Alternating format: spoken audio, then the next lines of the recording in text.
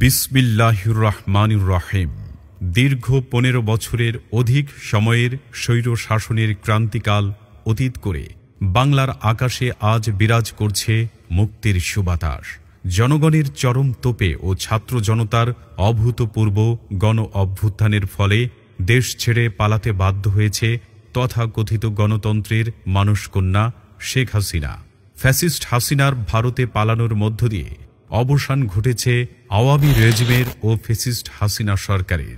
বিগত ১ জুলাই ২০২৪-এ শুরু হওয়া কোটা বিরোধী আন্দোলন, শেখ হাসিনা ও তার এমপি মন্ত্রী এবং আওয়ামী লীগ, যুবলীগ, ছাত্রলীগের অধ্যত্বপূর্ণ আচরণ এবং পুলিশ প্রশাসনকে দলীয় ক্যাডার বাহিনীর মতো ব্যবহার করে দেশের সহস্রাধিক ছাত্র জনতার প্রাণনাশ ও ২০,০০০-এরও বেশি মানুষকে নির্মমভাবে আহত করার ফলে জনগণ শেষমেশ ঐক্যবদ্ধ হয় শেখ হাসিনা সরকারের পতনের এক দফা দাবিতে।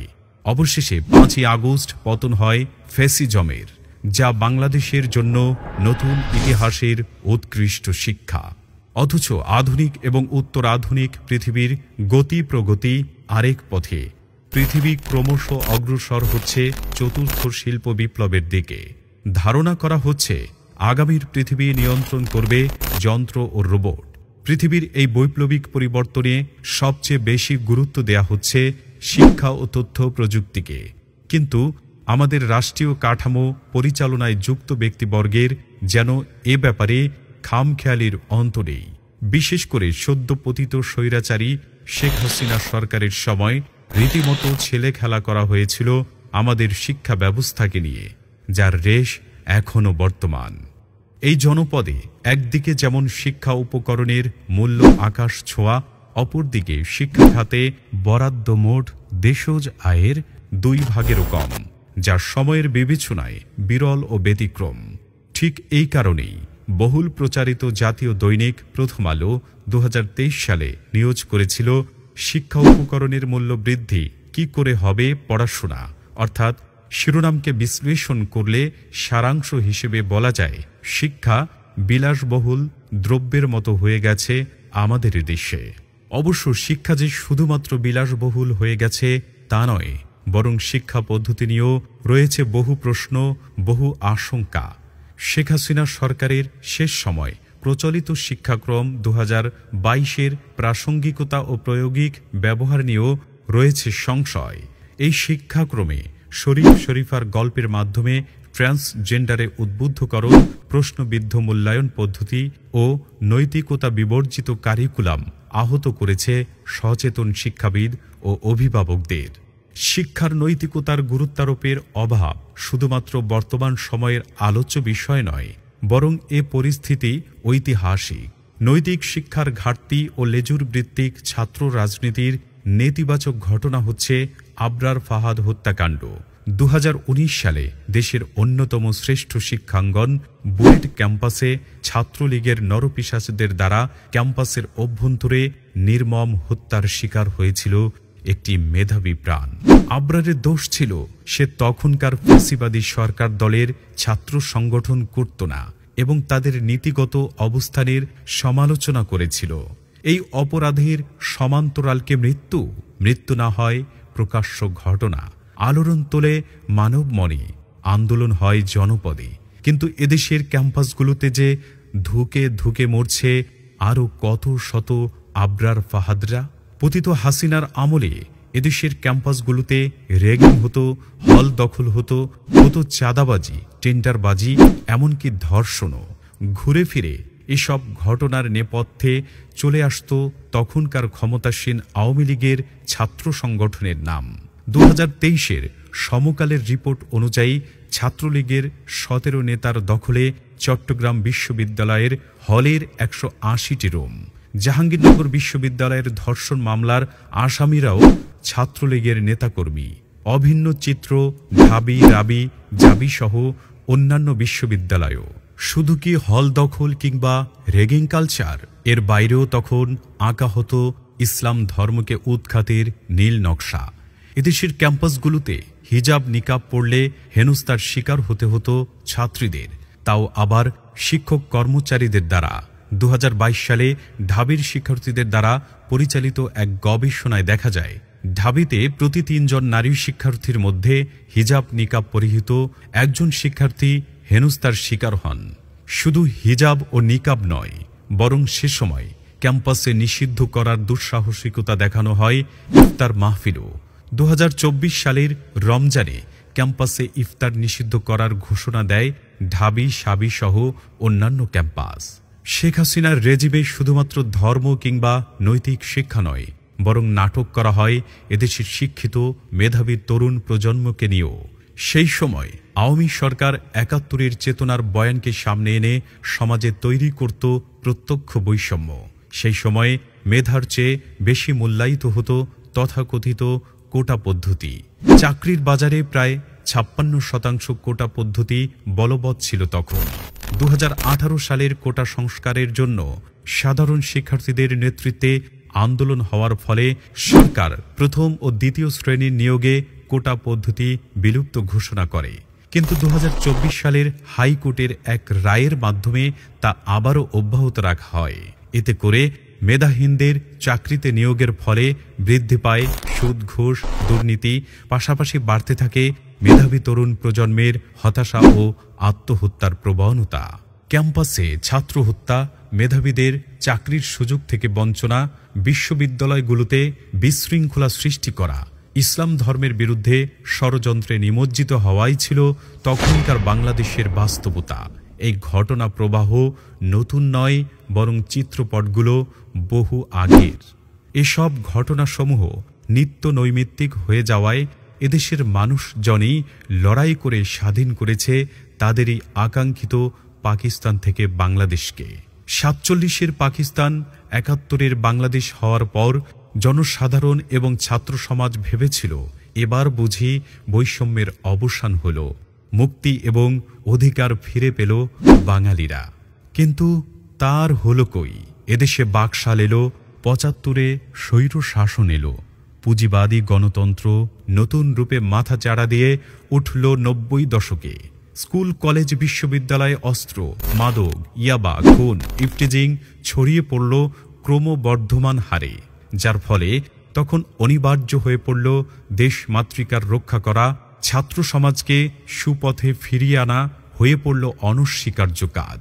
ঠিক এই বাস্তবতার আলোকে ১৯৯০ সালের ৫ই জানুয়ারি খোদা ভীরু একদল স্বপ্নবাজ তরুণ অস্ত্রের পরিবর্তে কলমকে ক্যাম্পাসে ছড়িয়ে দেওয়ার দীপ্ত অঙ্গীকার নিয়ে ছাত্র সমাজকে জ্ঞান ও চরিত্রের মিশেলে রূপান্তর করে আদর্শিক ও উন্নত বাংলাদেশ বিনির্মাণের রূপকল্প মন অন্তরে লালন করে ঘোষণা করল নতুন এক কাফেলার, নতুন আরেক সংগ্রামের। প্রস্ফুটিত নতুন এই কাফেলার ঘোষণা এলো প্রাচ্যের জ্ঞান গবেষণার আতুরঘর ঢাকা বিশ্ববিদ্যালয় থেকে। সেদিনের ঢাকা বিশ্ববিদ্যালয়ের কেন্দ্রীয় জামে মসজিদ থেকে নব উচ্চারিত নাম বাংলাদেশ ইসলামী ছাত্র মজলিস আজ সময়ের পরিক্রমায় এদেশের ছাত্র সমাজের কাছে পরিণত হয়েছে বিশ্বস্ত ঠিকানায়। এদেশের লক্ষ কোটি ছাত্র সমাজ আজ ভরসা খোঁজে এবং স্বপ্ন বনে এই ছাত্র মজলিসকে ঘিরে। ইতোমধ্যে আমরা ৩৪টি বসন্ত অতিক্রম করেছি। লম্বাই সময়ে আমাদের রয়েছে গৌরবান্বিত অতীত।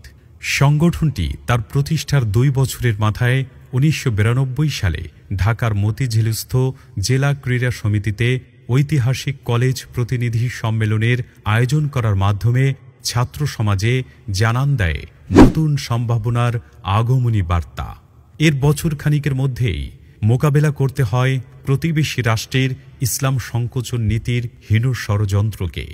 ভারতে বাবরি মসজিদ ভাঙার রেশে উত্তাল হয়ে ওঠে বাংলার জনপদ। ডাক দেওয়া হয় ১৯৯৩ সালের ঐতিহাসিক লং মার্চ। লং মার্চটি ১৯৯৩ সালের ৪ই জানুয়ারি যশোরে ঝিকরগাছায় পৌঁছালে পুলিশের গুলিতে ৪ জন ভাই শাহাদাত বরণ করেন। রচিত হয় নতুন ইতিহাস। লং মার্চের এই অমর ইতিহাসে কালের সাক্ষী হচ্ছে তখনকার নবীনতম সংগঠন ইসলামী ছাত্র মজলিস। পুরো লং মার্চে অত্যন্ত দক্ষতা ও বিচক্ষণতার সাথে শৃঙ্খলা বিভাগের দায়িত্ব পালন করেন তখনকার ছাত্র মজলিসের দায়িত্বশীল ভাইরা। 1994 সাল থেকে শুরু 1995 সাল পর্যন্ত অব্যাহতভাবে চলতে থাকা কাদিয়ানী সম্প্রদায়কে রাষ্ট্রীয়ভাবে অমুসলিম ঘোষণার আন্দোলন এবং নাস্তিক তসলিমা নাসরিন বিরোধী আন্দোলনে অগ্রগণ্য ভূমিকা পালন করেছে বাংলাদেশ ইসলামী ছাত্র মজলিস। এতদূর সত্ত্বেও ছাত্র মজলিসের মৌলিক কাজ হচ্ছে শিক্ষা, শিক্ষাঙ্গন ও ছাত্র সমাজ সংশ্লিষ্ট, যার সূচনা হয় 1992 সালের 13 দফা শিক্ষা দাবি উত্থাপনের মাধ্যমে, যেখানে কওমি মাদ্রাসার স্বীকৃতি, ছেলে মেয়েদের পৃথক শিক্ষাদান পদ্ধতি, চাকরি না পাওয়া পর্যন্ত শিক্ষার্থীদের শিক্ষা ভাতার দাবি ছিল 13 দফার উল্লেখযোগ্য প্রস্তাবনা। বহুল প্রত্যাশিত 13 দফা দাবি আদায়ের লক্ষ্যে 2000 সালে ঐতিহাসিক গোলাপবাগ মাঠে জাতীয় ছাত্র কনভেনশন, 2010 সালে রাজধানীর ইঞ্জিনিয়ার্স ইনস্টিটিউটে ক্যাম্পাস প্রতিনিধি সম্মেলনের আয়োজন করে আদর্শ সমাজ বিনির্মাণের প্রত্যয়দীপ্ত এই কাফেলা।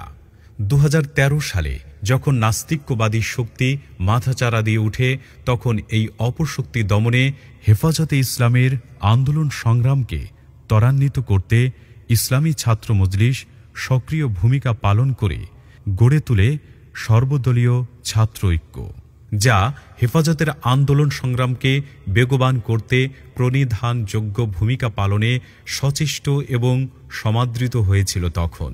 শুধু তাই নয়, ইসলামী ছাত্র মজলিস হচ্ছে এদেশের শিক্ষা সংশ্লিষ্ট যে কোনো আন্দোলন সংগ্রামের পথিকৃৎ। সর্বশেষ 2020 সাল থেকে যখন কোভিড-19কে সামনে এনে 1.5 বছরেরও বেশি সময় শিক্ষা প্রতিষ্ঠান বন্ধ রেখে ছাত্র সমাজকে পড়াশোনা বিমুখ হীনপন্থা অবলম্বন করা হয়, তখন এই হীন নীতির বিরুদ্ধে সরব ভূমিকা পালন করে ইসলামী ছাত্র মজলিস। শিক্ষা প্রতিষ্ঠান, মহানগর, জেলা, উপজেলা ভিত্তিক মিছিল, মানববন্ধন এবং সবই শেষে শিক্ষা মন্ত্রণালয় অভিমুখে পদযাত্রা করে এই সংগঠন।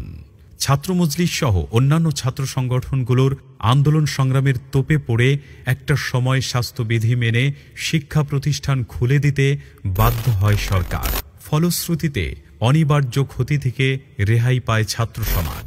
ছাত্র মজলিসের ব্যাপ্তি শুধুমাত্র ছাত্র সমাজেই বলবৎ নয়, বরং দেশের যে কোনো সংকট কিংবা আপৎকালীন বিপদে ছাত্র মজলিস পাশে থাকে ছাত্র জনতার। বন্যা, ঘূর্ণিঝড়, সিডর, করোনা সহ যে কোনো আপৎকালীন দুর্যোগে ছাত্র মজলিস তার সামর্থ্য অনুযায়ী সহযোগিতার হাত বাড়িয়ে দেয় আর্তমানবতার তরে। এছাড়াও বছর জুড়ে দরিদ্র শিক্ষার্থীদের আর্থিক সহযোগিতা করা, দরিদ্র মেধাবী ছাত্রদের বিনামূল্যে শিক্ষাদান ইসলামী ছাত্র মজলিসের মৌলিক কর্মসূচি। ইসলামী ছাত্র মজলিস তার প্রতিষ্ঠা লগ্ন থেকেই ছাত্র সমাজকে জ্ঞান অর্জন ও চরিত্র গঠনের মাধ্যমে সুন্দর ও ইনসাফের সমাজ প্রতিষ্ঠার স্বপ্নে উদ্বেলিত করে আসছে। তবু বাংলাদেশের আর্থসামাজিক ও রাজনৈতিক বিবেচনায় আমরা এখনও ইনসাফ ও আদর্শের সমাজ থেকে যোজন যোজন দূরে অবস্থান করছি। এদেশে ছাত্র সমাজ এখনও নিপীড়িত, শিক্ষাঙ্গন এখনও অস্ত্রের ঝনঝনানিতে প্রকম্পিত, মেধা আজও এদেশে অবমূল্যায়িত, ধর্ম এদেশে আজও গভীর ষড়যন্ত্রমূলক রাজনীতির শিকার। এই সকল বাস্তবতায় আমাদের ঐতিহাসিক 13 দফা দাবির আবেদন আজও অনস্বীকার্য। আমাদের সেই ঐতিহাসিক দাবিসমূহকে সামনে রেখে এদেশের ছাত্র সমাজের প্রতিনিধিদের নিয়ে আবারও আমরা জড়ো হতে যাচ্ছি রাজধানীতে। আয়োজিত হতে যাচ্ছে ইসলামী ছাত্র মজলিসের ক্যাম্পাস প্রতিনিধি সম্মেলন 2024। ইনশাআল্লাহ আমাদের এবারের সম্মেলন হবে 13 দফা দাবি আদায়ের তাৎপর্যপূর্ণ পটভূমি। ছাত্র সমাজ, আপনারা মুক্তির এ মিছিলে আমন্ত্রিত। আমাদের যাত্রা অনন্তকালের, সারথি হন আপনারাও। আপনাদের প্রতি রইল নিরন্তর দোয়া ও ভালোবাসা। জ্ঞান অর্জন, চরিত্র গঠন ও সমাজ বিপ্লবী হোক এদেশের প্রতিটি ক্যাম্পাস ও ছাত্র সমাজের আকাঙ্ক্ষিত তাড়না।